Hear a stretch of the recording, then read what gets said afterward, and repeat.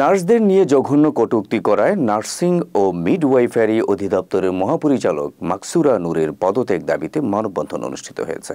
শনিবার সকালে এই মানববন্ধন করেন নার্সিং ও মিডওয়াইফারি খুলনার সকল শিক্ষক ও শিক্ষার্থীবৃন্দ।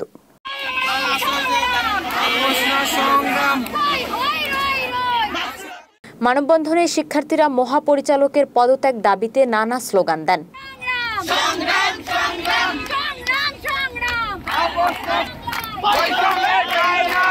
এ সময় বক্তারা এই প্রতিষ্ঠানে মহাপরিচালক, পরিচালক এবং অ্যাডমিনিস্ট্রেশনের বিভিন্ন পদে যোগ্য নার্সিং পার্সনদের নিয়োগের দাবি জানান। সেই সাথে অবিলম্বে মহাপরিচালক মাকসুরা নূরের পদত্যাগ দাবি করেন বক্তারা।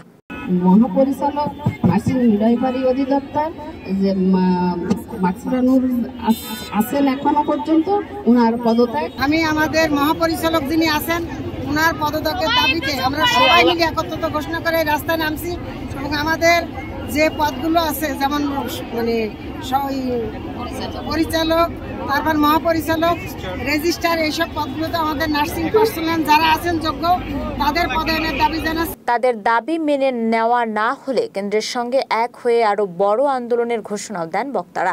এ সময় খুলনা মেডিকেল কলেজের শিক্ষক এবং শিক্ষার্থীরাও উপস্থিত ছিলেন।